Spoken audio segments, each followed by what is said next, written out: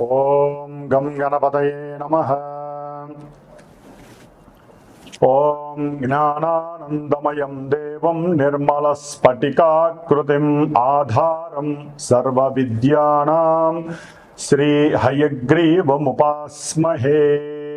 శ్రీ లక్ష్మీ హయగ్రీవాయ నమః.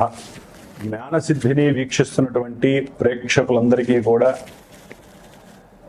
ఆగస్టు 17వ తేదీ నుండి సెప్టెంబర్ 17వ తేదీ వరకు కూడా సింహరాశిలోకి సూర్యుని యొక్క సొంత క్షేత్రము మరియు మూల త్రికోణ రాశిలో ఆయన యొక్క గ్రహ సంచార ప్రభావము, అలాగే ఈ యొక్క బుధగ్రహము దాదాపుగా కర్కాటక రాశిలో ఆగస్టు 21 వరకు ఉండి సెప్టెంబర్ 7 వరకు కూడా సింహరాశిలో రవితో కలిసి బుధాదిత్య యోగాన్ని, అట్లాగే తన యొక్క స్వక్షేత్రము మూల త్రికోణము ఉచ్చస్థాన స్థితిగతుడైనటువంటి బుధుడు కన్యా రాశిలో సెప్టెంబర్ 7 నుంచి సెప్టెంబర్ 17 వరకు కూడా ఈ సంచరించే సమయము.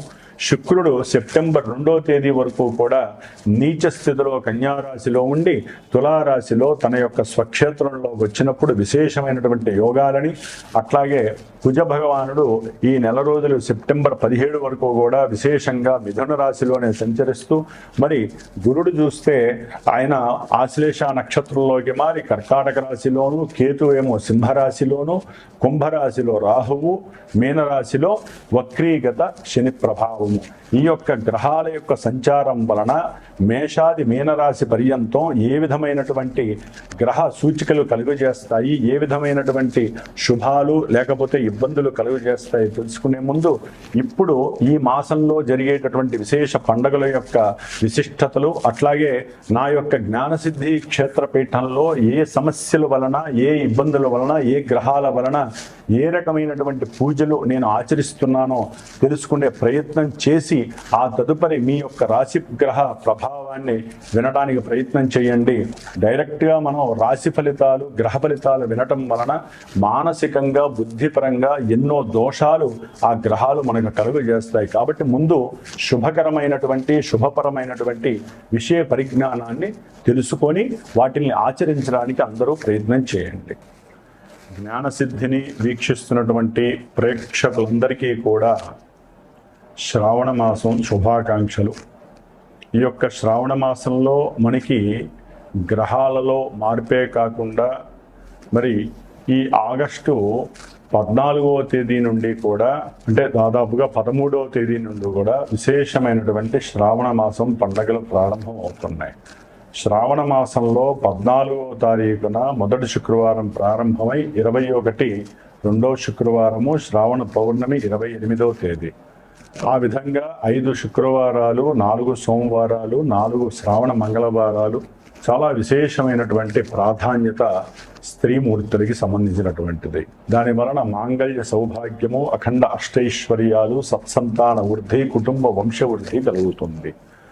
అట్లాగే మనకి 17వ తేదీన 17వ తేదీన నాగపంచమి, గరుడ పంచమి, అలాగే విశేషముగా సూర్యుడి యొక్క సంక్రమణం సింహరాశిలోకి జరగబోతోంది. అంటే తన ఇంట్లోకి తన యొక్క స్వక్షేత్రము మూల త్రికోణ రాశి అయినటువంటి సింహరాశిలోకి సూర్య భగవానుడు సాక్షాత్తు శ్రావణ మాసానికి ఆయనే అధిష్టాన దేవత. మరి ఆ మహానుభావుడు తన యొక్క సొంత ఇంట్లో వచ్చినప్పుడు అన్ని రాశుల వారికి, అన్ని నక్షత్రాల వారికి జరుగుతున్న దశ అంతర్దశలన్నీ కూడా అనుకూలించాలని ఆశిస్తూ, అట్లాగే శ్రావణ పౌర్ణమి విశేషముగా ఈ నెల ఆగస్టు 28వ తేదీన మరి అదే రోజున స్వామివారు మనకి జ్ఞానాన్ని భిక్షగా అందించజేసేటటువంటి హయగ్రీవుని యొక్క జయంతి అంటే ఉత్పత్తి. అట్లాగే గాయత్రి జయంతి, వేదాలకి మూలము ఆవిడే అన్నమాట. గాయత్రీదేవి యొక్క జన్మదినోత్సవం, అట్లాగే రాఖీ పండగ, అట్లాగే ఆగస్టు 31వ తేదీన సంకష్టహర చతుర్థి. మనకున్నటువంటి ఎన్నో వ్యాపార నష్టాలు, ధన నష్టాలు, అట్లాగే బుద్ధిహీనత్వం కలిగినటువంటి మాట తీరులో తేడాలు, వీటి వలన ఎన్నో ఇబ్బందులు ఎదుర్కోవడానికి ఆ యొక్క గణపతి యొక్క అనుగ్రహము లభించేటటువంటి శ్రావణ మాసం. కాబట్టి శ్రావణ మాసంలో ఇన్ని విశేషమైనటువంటి పండగలతో పాటుగా అందరూ తెలుసుకోవాల్సిన విషయము శ్రద్ధగా వినండి.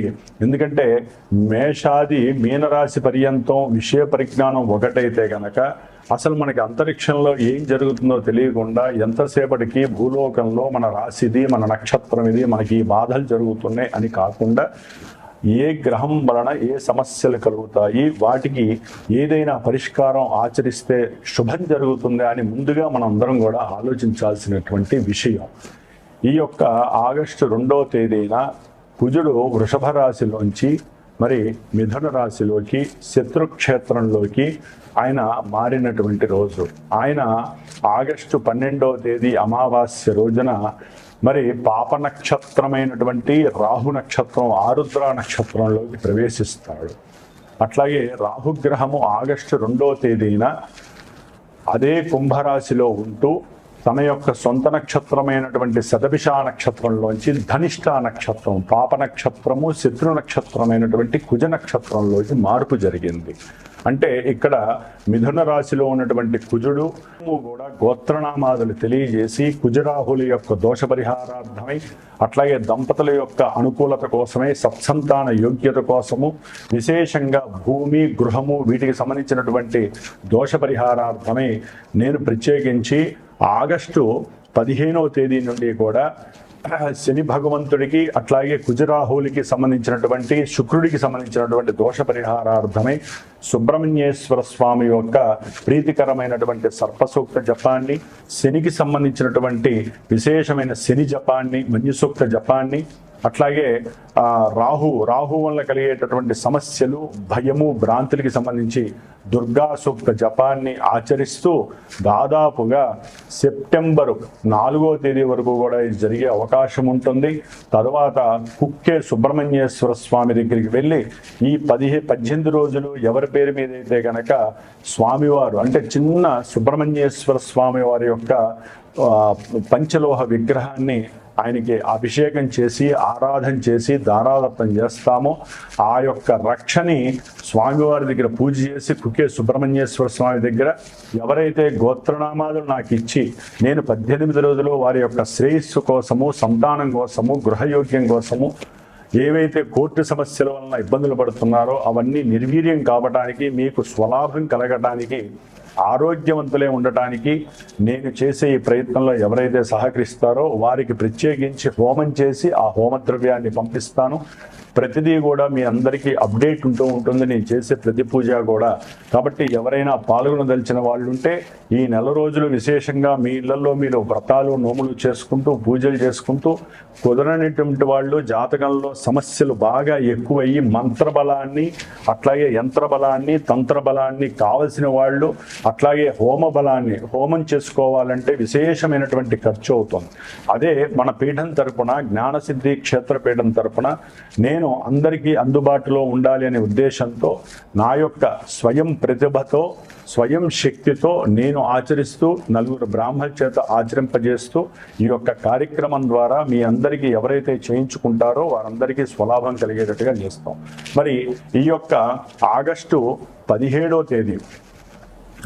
17వ తేదీన సూర్యుడు సింహరాశిలో సంక్రమణం చేసి సెప్టెంబర్ 17వ తేదీ వరకు కూడా ఆ మహానుభావుడు సింహరాశిలో ఉండటం వలన మేషాది మీనరాశి పర్యంతం ఎవరికి ఎటువంటి శుభాలు కలుగుతాయి, ఎవరు ఏ విధంగా జాగ్రత్త పడాలో తెలుసుకుందాం. కర్కాటక రాశి వారికి ఆగస్టు 17 నుంచి సెప్టెంబర్ 17 వరకు కూడా సూర్య భగవానుడు ద్వితీయ క్షేత్రమైనటువంటి తన యొక్క సొంత ఇల్లు మూల త్రికోణ రాశిలో ప్రవేశించి వీరు గనక ఆలోచించి సరైన ప్రణాళికలు గనక స్వయంకృత నిర్ణయాలు గనక చేసుకొని ఎవరితో ఎటువంటి గొడవలు పడకుండా, ఎవరితో విరోధత్వాలు లేకుండా పెట్టే పెట్టుబడుల్లో 1కి 4 సార్లు సరిగ్గా విశ్లేషణ చేసుకుని గనక వీరు గనక వ్యాపార వ్యవస్థల్లో గనక ముందుకు వెళితే అఖండమైనటువంటి ధనయోగము కర్కాటక రాశి వారికి కలుగుతోంది. ఇవన్నీ చేయగలిగినప్పుడే అట్లాగే ఎవరైతే ఉద్యోగాదుల్లో ఉన్నారో వారి యొక్క ఆఫీసర్స్తో, పెద్ద ఆఫీసర్స్తో గనక సరిగ్గా మాట్లాడకపోయినా, లేనిపోని పిచ్చి తెలివితేటలతో వారిని దూషించిన, పక్క వాళ్ళతో వాళ్ళ గురించి ఏదైనా మాట్లాడినా కూడా మీకు ఉద్యోగ వ్యవస్థలో పూర్తిగా పట్టుపోతుంది. ఉద్యోగాలు పోవచ్చు, లేకపోతే మీరు చేసినటువంటి ఆ యొక్క బుద్ధిహీనత్వ పనులకి, అంటే వేరే వాళ్ళతో వారి గురించి మాట్లాడటము, ఇట్లా చేయటం ద్వారా మీ ఉద్యోగంలో ప్రమోషన్ అక్కడ దాకా వచ్చేవాళ్ళు కూడా మీరు చేసుకున్న పనులకి ప్రమోషన్స్ వెళ్ళిపోయే అవకాశం ఉంటుంది. జన్మజాతకాలలో ఏదో విధంగా ఉద్యోగానికి ఈ విధంగా సంబంధం ఉంటేనే ఇక్కడ జరుగుతుంది, లేకపోతే అందరికీ జరగదండి. అట్లాగే కుటుంబంలో కొంచెం బంధువుల దగ్గర, బంధువుల వలన మానసిక స్పర్ధలు కలుగుతాయి. వ్యాపారవేత్తలకైతే కనుక ఈ గవర్నమెంట్కి సంబంధించినటువంటి కొన్ని విషయాలలో ఐటీ రిటర్న్స్ సబ్మిట్ చేయకపోవటమో, లేకపోతే సరైన సమయానికి వాళ్ళకి కావాల్సిన పత్రాలు ఇవ్వకపోవటమో, సంతకాలు చేయలేకపోవటమో, బ్యాంకులో ఈఎంఐలకి సంబంధించిన డబ్బులు ఇవ్వకపోవటమో, ఇలాంటి వాటి వలన వీరు పూర్తిగా ఆర్థికంగా ఇబ్బందులు పడటం, వాళ్ళ చేత మాటలు పడటం, ఇలాంటివి పెట్టినటువంటి పెట్టుబడులు ధనపరమైనటువంటి నష్టం కలగటం, ఆలోచన ఒకటి, చేసేది ఒకటి, ఈ విధంగా కూడా జరగటానికి రవి, బుధ, కేతువులు మిమ్మల్ని పరీక్ష చేసేటటువంటి సమయం. ఎందుకంటే బుధుడు ద్వితీయంలో ఉండటం అత్యంత యోగప్రదం. రవితో కలిశారంటే మీరు ఆలోచనని, కమ్యూనికేషన్ని, అట్లాగే మీకు పూర్వంలో ఉన్నటువంటి అనుభవాన్ని ఇప్పుడు గనక కుటుంబ సభ్యులతో కానీ, లేదా మీరు పనిచేసేటటువంటి ఆఫీసర్స్తో కానీ చక్కగా మాట్లాడారనుకోండి, ఇట్లా లింకు పడిపోయి 10 రూపాయలు సంపాదించేవాడు 1000 రూపాయల స్థానానికి వెళ్ళగలిగే స్టామినా ఉన్నటువంటి రోజులు ఇవి. తర్వాత సెప్టెంబర్ 7 తర్వాత ఇంకా విశేషమైనటువంటి కమ్యూనికేషన్స్, పెట్టుబడులు పెట్టాలనేటటువంటి ఆలోచన, ఎవరో ఒకళ్ళు సహకరించటం, ఎవరో ఒకళ్ళ యొక్క అనుకూలత కలగటం కంపల్సరీ జరిగే అవకాశము, మీ తెలివితేటలకి, మీకున్నటువంటి ప్రజ్ఞకి విశేషమైనటువంటి సమయం ఆసన్నం అవుతుంది, గుర్తుపెట్టుకోండి. ప్రయాణాలు కూడా అధికమవుతాయి సెప్టెంబర్ 7 తర్వాత. అట్లాగే ఈ యొక్క కర్కాటక రాశి వారికి కుజదోషం అనేది పూర్తిగా కలుగుతోంది. 12వ స్థానంలో ఉన్నటువంటి కుజుడు, 8వ స్థానంలో ఉన్నటువంటి రాహువు. ఈ యొక్క దోషము మహా ఇబ్బందులు కలుగజేస్తుంది. ఒక్కోసారి ప్రాణాలని కూడా హరించేటటువంటి పరిస్థితి. పెట్టినటువంటి పెట్టుబడులు, పిల్లలకి సంబంధించిన చదువు విషయంలో పెట్టుబడులు పెట్టడం, లేకపోతే వ్యాపారానికి సంబంధించి పెట్టుబడులు పెట్టడం, అదే ఉద్యోగం ఎవడో ఇప్పిస్తాడని చెప్పి డబ్బులు పెట్టున్న వాళ్ళకి పూర్తిగా వాళ్ళ నుంచి నెగిటివ్ ఫోన్లు ఎత్తకపోవడం ద్వారానో, ఫోన్లలో నీ ఇష్టం ఏం చేసుకుంటావో చేసుకో అనుకోవడం, లేకపోతే కేసులు పెట్టుకోమని చెబుతారు. దాని ద్వారా వీళ్ళు ప్రాణత్యాగాలకు కూడా కొంతమంది జన్మజాతకంలో ఏదైనా మారక దశలు జరుగుతున్నా, లేదా జరగకుండా దశలు జరుగుతున్నా, శని, రాహు, కేతు, కుజులతో ఏదైనా సంబంధం ఉన్నా ఈ ఇబ్బందులు కలిగి వారు ప్రాణాన్ని కూడా హరించేటటువంటి పరిస్థితి ఈ యొక్క కర్కాటక రాశి వారికి. కొంతమందికి ఈ సమస్యలు ఉండే అవకాశం ఉంటుంది. కొంతమంది ఏదో ఆలోచిస్తారు అంతర్గతంగా, ఎవరికీ చెప్పకుండా ఎవడో బంధువు చెప్పాడు, ఎవడో తెలిసినవాడు చెప్పాడు అని చెప్పి ధనాన్ని తీసుకెళ్లి పెట్టుబడి పెట్టి నాశనం అయిపోయే వాళ్ళు కూడా చాలా మంది ఉంటారు. జాగ్రత్త. ఫోన్లో ఏదైనా మీకు ఒక మెసేజ్ వచ్చినా దాన్ని దయచేసి క్లిక్ చేయకండి. దానివల్ల కూడా వీళ్ళు నష్టపోయి నాశనం అయ్యే పరిస్థితులు ఎక్కువగా ఉంటాయి ఈ యొక్క సెప్టెంబర్ 17 వరకు కూడా. అట్లాగే కుజదోషం వలన ఈ యొక్క దృష్టి కర్కాటక రాశి వారికి 12వ కుజుడి యొక్క దృష్టి సప్తమ భావం మీద పడటం ద్వారా వివాహపరమైనటువంటి ఆటంకాలు, వివాహం ఆచరించే సమయంలో గొడవలు, బంధువుల పరంగా ఏదో ఒక సమస్యలు రావటము, లేకపోతే ఎవరికో మాకు సరిగ్గా అందలేదని కావాలని బంధువుల్లో కూడా మీ మీద పసిగట్టి మీ ఇంట్లో జరుగుతున్నటువంటి శుభకార్యానికి వీళ్ళు నిఘంటువులుగా నిలిచి విఘాతం కలిగించడానికి రెడీగా ఉంటారు. కాబట్టి కర్కాటక రాశి వారి బంధువులతో కొంచెం జాగ్రత్తగా ఉండండి, అంతర్గత విషయాల్లో పట్టుబట్టుకొని ఉండండి. అట్లాగే ఇదే కుజుడు ఆ యొక్క స్థానం మీద, అంటే సప్తమ స్థానం మీద తన యొక్క దృష్టి పడడం వలన చక్కగా అన్యోన్యంగా కలిసి ఉన్నటువంటి భార్యాభర్తల మధ్య కూడా ఈయన యొక్క దృష్టి, అట్లాగే రాహువు, కుజుడు వీళ్ళతో ఉన్నటువంటి ఈ యొక్క సమస్యల వలన విశేషమైనటువంటి దౌర్భాగ్యత్వం కలుగుతోంది. వీరిరువురు విడిపోయి విడాకుల దాకా వెళ్ళే పరిస్థితి అధికంగా కనిపిస్తోంది. కోర్టులని, కేసులని, ప్లేడ ప్లేడర్లని ఇలాంటి సమస్యల వలన విపరీతంగా వీరికి ఉన్నటువంటి భూములు ఆస్తులు కూడా అమ్ముకునే పరిస్థితి కనిపిస్తోంది. జన్మజాతకాలలో ఏదైనా దురవస్థ కలిగినటువంటి ఈ వివాహానికి సంబంధించి లేదా దాంపత్యానికి సంబంధించిన ఇబ్బందులు ఎదుర్కొన్నారంటే జాతకంలో ఏదో జరిగితేనే ఇక్కడ జరుగుతుందని గుర్తుపెట్టుకోండి. అట్లాగే కుజుడి యొక్క దృష్టి 12లో ఉండి 6వ స్థానం మీద పడేసరికి తండ్రి చేసిన అప్పులు మీరు కట్టడము, లేకపోతే బంధువులకు మీరు డబ్బులు ఇచ్చి మోసపోవటము, లేకపోతే కర్కాటక రాశి వారికి ముఖ్యంగా ఈ కుజుడి యొక్క దృష్టి వలన మీరు ఏదో ఆశించి ధనాన్ని ఎవరికో సహాయం చేసి వారు మళ్ళీ ఇవ్వలేక ఆ యొక్క అప్పుల బాధ తట్టుకోలేక మీరు ఇల్లు విడిచి దూరంగా వెళ్ళిపోవటము, లేకపోతే ఎఫ్ఐఆర్ కేసులు నమోదు చేసి అక్కడ ప్లేడర్లకి పోలీసులకి న్యాయస్థానాలకి మీరు డబ్బులు ఖర్చు పెట్టడము, ఇట్లా ఎటు చూసిన రుణ బాధలు అప్పులు.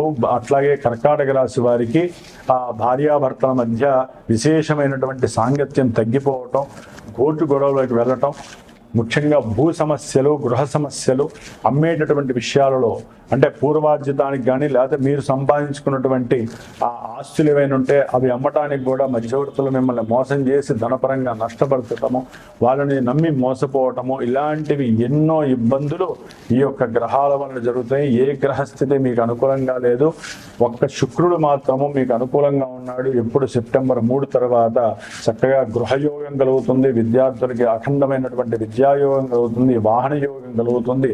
అప్పటి వరకు ఆయన కూడా బలంగా లేడు, నీచ స్థితిలో ఉన్నాడు. కాబట్టి మీరు తప్పకుండా ఇందాక నేను చెప్పినటువంటి ఈ సమస్యలు ఎవరికైనా ఉన్నా జన్మజాతకాలలో ఆ నక్షత్రాల వారు లేకపోతే ఆ గ్రహస్థితులు జరుగుతున్నా తప్పనిసరిగా ఈ యొక్క కార్యక్రమాలు చేయించుకోండి, లేకపోతే పర్సనల్ జాతకం చూపించుకోండి. దాని ద్వారా మీకు ఇంకా విశేష సమాచారం తెలుస్తుంది. ఈ పూజలు కొంతవరకు మీకు ప్రోద్బలాన్ని ఇస్తే జన్మజాతకం 100% రిజల్ట్స్ ఇచ్చేటటువంటి పరిహారాలు మీకు తెలియజేసేటటువంటి పరిస్థితిని కలుగు చేస్తుంది. కాబట్టి ఎక్కువగా మీరు సుబ్రహ్మణ్య ఆరాధన చేయండి, దుర్గాదేవి యొక్క స్తోత్రాన్ని చదవండి, లేదా ఆ శ్రావణ పౌర్ణమి రోజున నా యొక్క క్షేత్రంలో మరి ఆ రోజు గ్రహణం కూడా ఏర్పడుతోంది వేరే దేశాల్లో. కాబట్టి ఆ రోజున విశేషంగా చండీ హోమం చేస్తున్నాను, చండీ హోమం చేయించుకోండి. 18వ తేదీన ఆగస్టు 18న సుబ్రహ్మణ్య పాశుపత హోమం చేస్తున్నాను, ఆ పాశుపత హోమం చేయించుకోండి. నేను అనేది ఏంటంటే ఎవరికి ఏ సమస్యలు ఉన్నాయో సంతానపరంగా లేకపోతే గర్భవిచ్ఛిన్న దోషాలు జరిగే వాళ్ళు కానివ్వండి, మ్యారేజ్ అయి విడిపోతున్న వాళ్ళు తొందరపడి ఇక్కడ కూడా అఘాయిత్యాలు చేసుకోకండి, మానసికంగా నిర్వీర్యం చెందకండి.